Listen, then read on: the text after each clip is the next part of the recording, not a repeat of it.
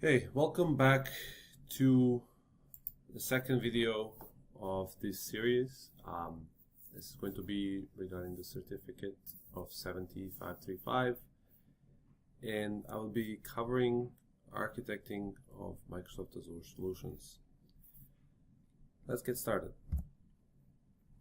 This video will be I will be explaining designing the solutions using virtual machines and the details about the uptime of virtual machines. So what will be covered? So first, I'll be talking about managing availability of VMs in Azure. The second would be designing VM deployments by leveraging availability sets, what availability sets are, what up domains are, what fault domains are, and all those details. After that, I will cover managed disks, and at the end I will have a demo that will explain and show how everything fits together. So without further ado, let's get going. I'll be showing here or explaining three different scenarios for VMs to be impacted, or simply said, the biggest nightmare of every system admin out there. Why do I say that? Well, the first scenario is unplanned hardware maintenance event. This is simply put when Azure finds out that one of the hardwares on their hosts, or like a disk or RAM memory, is about to fail, they would have an unplanned hardware maintenance event. Why? They want to prevent for your virtual machine to go down for a longer period of time. So when they foresee something like that happening, they would then migrate your virtual machine from a faulty host to a healthy host. During this unplanned hardware maintenance event, your virtual machine and all its components might possibly go down due to a restart, and however, it will be migrated to a different host. The second scenario is an unexpected downtime. Well, this scenario is when the failure cannot be expected and cannot be foreseen, and in this scenario your virtual machine goes down 100%. That means your virtual machine will restart, or for a longer period of time, or it will not be available simply for a longer period of time. In this scenario, Microsoft or Azure also migrates your virtual machine to a different host, but because is unexpected downtime or unexpected scenario, this might take longer. And the third scenario is a planned maintenance event. These events are usually some kind of updates or patches that Microsoft or Azure team does. These events are planned and they're notified, the users are notified ahead of time, but in certain events, in certain situations, your VMs or the hosts that are receiving those updates will be restarted, and with the host your VM will be restarted as well in order for those updates or patches to be applied. So these three scenarios have one thing in common: there is a downtime for your VM or your application. So how can we avoid this? There are multiple ways, and we will be going through certain scenarios on how to avoid these situations. So I will share some best practices to reduce the impact of downtime. One of the first best practices is configuring an availability set with multiple VMs. To take a simple example, having a domain controller, usually in an environment, there are at least 2 domain controllers for redundancy purposes. And it is recommended to put these domain controllers, or those 2 VMs that are performing the same action, in an availability set. The second best practice is to use managed disks. I will explain a bit later each of these points, and I will go into detail and also have demos on how to do these things and how to set them up, and why are these basically best practices to reduce the impact of downtime. Third best practice is to use scheduled events. The fourth one is to have your application or application tier, the entire application tier, configured as an availability set. As I mentioned, in an example of domain controllers, this is one application. This is something that you can do or is used as a best practice. And one of the best ways of how you can protect your VMs or your application from ever experiencing downtime is to have a load balancer and an availability set attached to that load balancer. We will also explain how this is possible. So what's next? I have explained briefly in theory how we can manage the availability of VMs in Azure. And now I'm going to go into nitty-gritty of showing this in Azure, how this is done. And so with the first step, we'll be designing or deploying VMs by leveraging availability sets. First of all, let me clear something up. What is an availability set? Well, an availability set, and this is a quote from Microsoft Azure, is a logical grouping or a logical grouping capability that you can use in Azure to ensure that the VM resources you place within it are isolated from each other when they are deployed within Azure data center. What does that mean? Well, this will give you the redundancy. Also, it will make sure that your application is always available. So in our earlier example, I used domain controllers. You would usually have 2 virtual machines for domain controllers for the redundancy purposes. And you would place those 2 virtual machines in one availability set. Of course, you can put more virtual machines, but I'm just using this as an example. And when you use availability set as the only tool for your redundancy and to avoid downtime, your SLA climbs up to about 99.95% of uptime. That is approximately of 4.5 hours of downtime a year.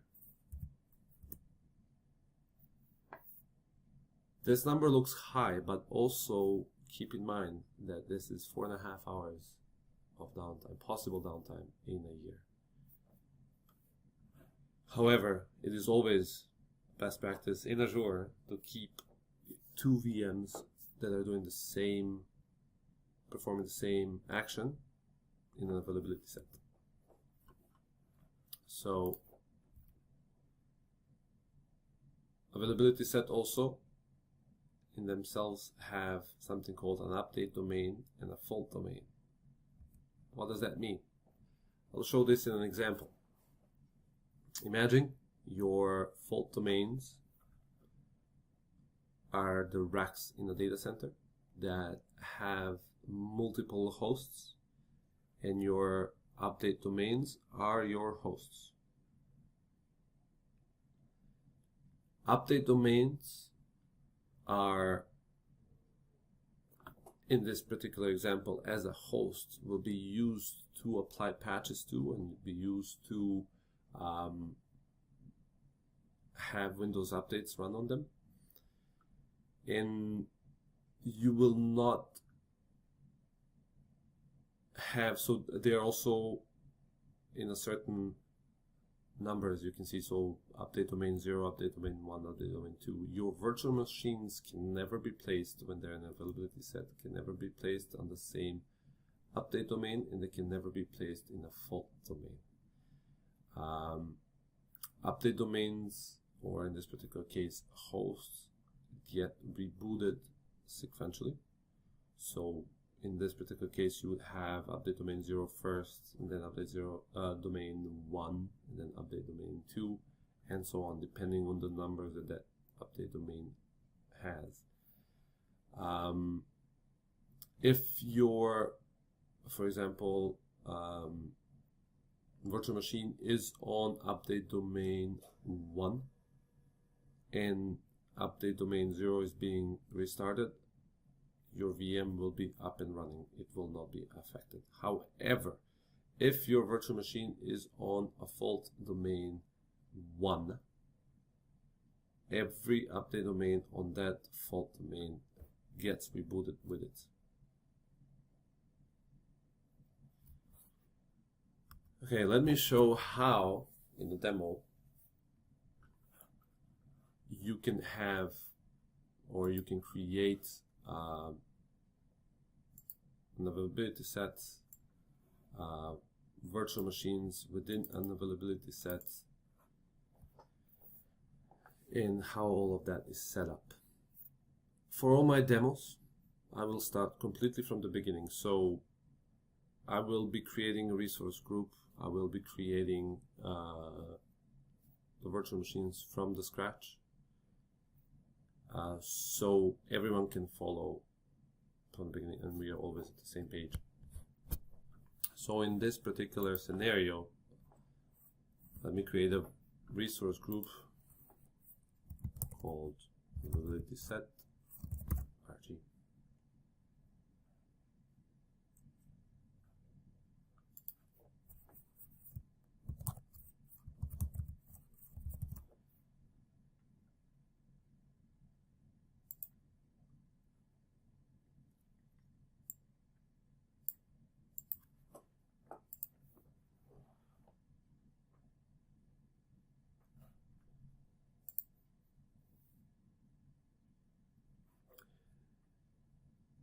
In this resource group, I will place 2 virtual machines.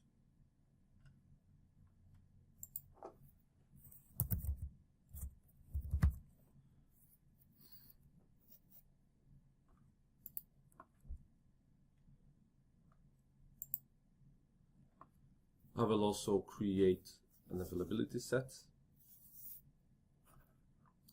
storage account, and all those resources that are necessary for them to run successfully. So let's create this first virtual machine.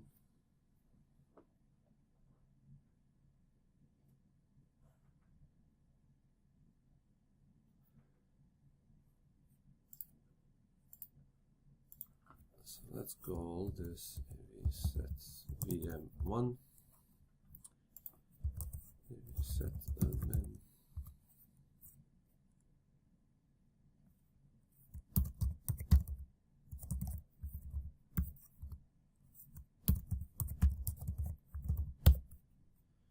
To the password, let's use the same resource group that I've just created for this purpose.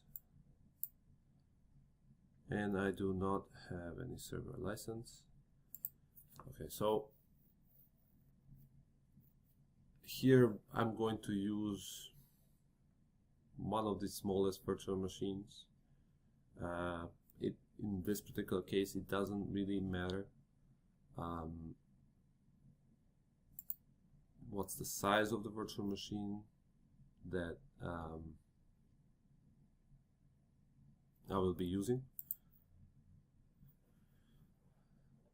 On this third step, this is the place where you would create a availability set.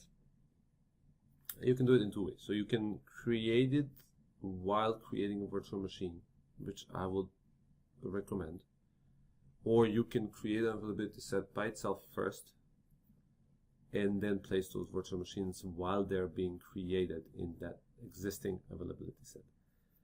Keep in mind, virtual machine cannot be moved to an availability set if it already exists. Virtual machine can be placed to availability set only during creation of that virtual machine. Let me repeat that. Virtual machine can be placed in an availability set only during creation of that virtual machine. If the virtual machine already exists, you cannot move or attach that virtual machine to an availability set. So let us create an availability set.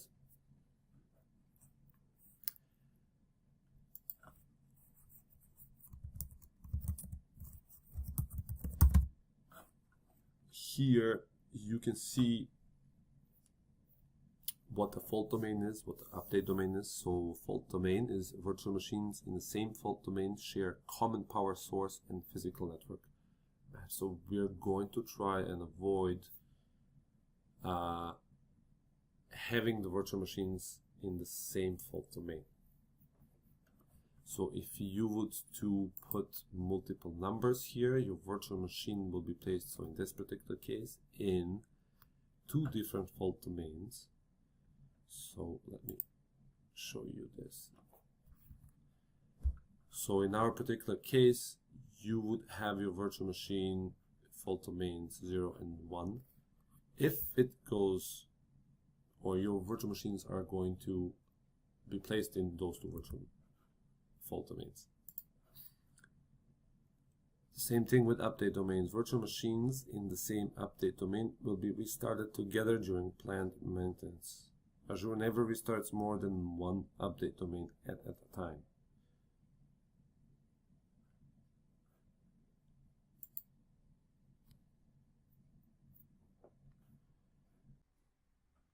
We're going to then create a storage account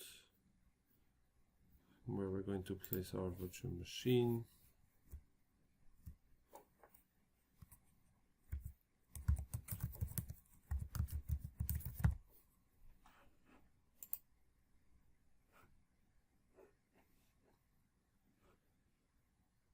Also for this purpose, I'm going to create a network with the default subnet. That is okay. I don't need a public IP address.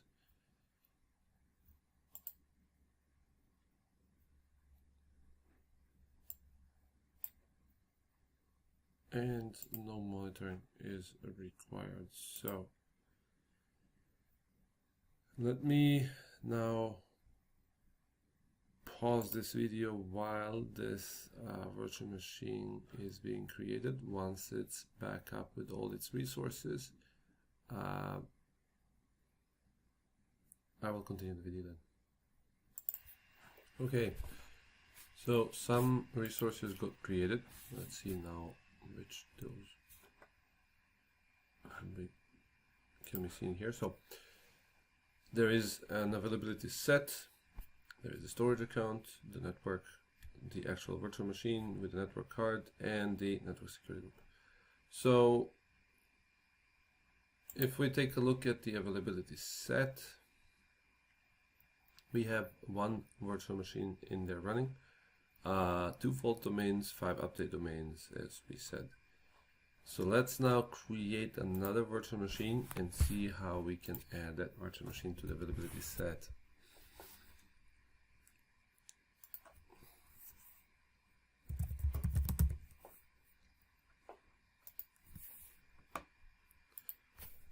Pick a similar virtual machine.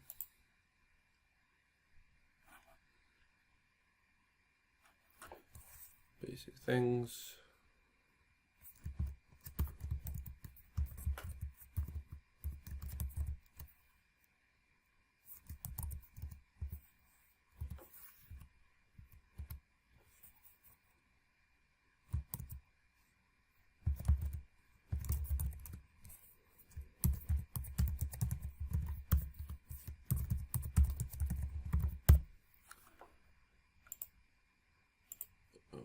Okay, we're going to use the same resource group, sorry, VM2. It's in the same location. Do we have a license? No, we do not. Okay.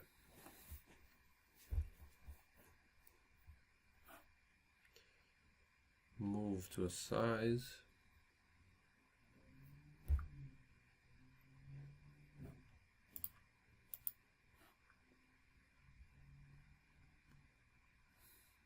Let me select.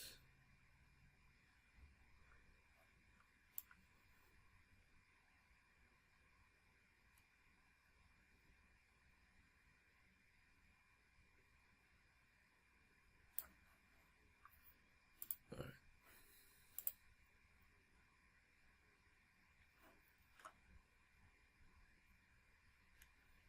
So as I mentioned earlier, I'm not going to manage disk at this point. However, let's see now the availability set. As you can see, here is the availability set that we just earlier created.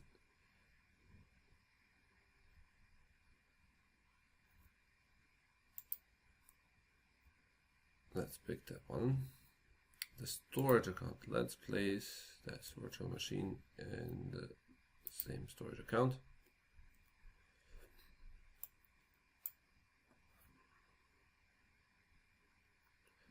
It's the same network, it's the same subnet. We do not need a public network. Network security group. Sure, let's pick another network security group. And let's create another virtual machine. Again, I'm going to pause this video while this virtual machine is being created. Once it has completed, I will start.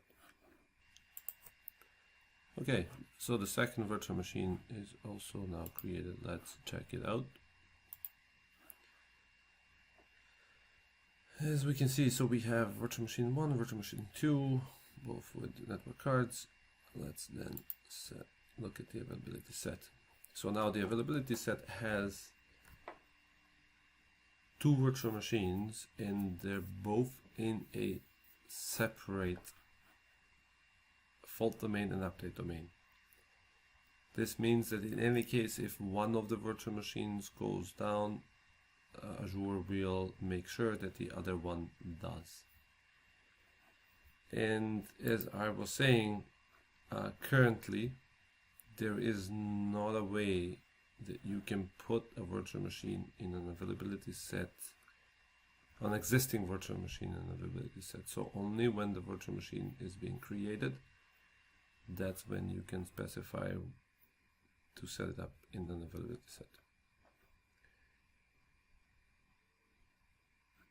Okay, so let's move on further on. So what's next? So we have covered the theory of managing availability of VMs in Azure, the best practices. We have also designed VM deployments by leveraging availability set and how that should be done. So now let's move forward to manage disks, which I will explain more in the video that's going to follow right after this one, just to keep everything under half an hour of each video, every topic, if I can. This is going to be a very interesting topic, so please stay tuned.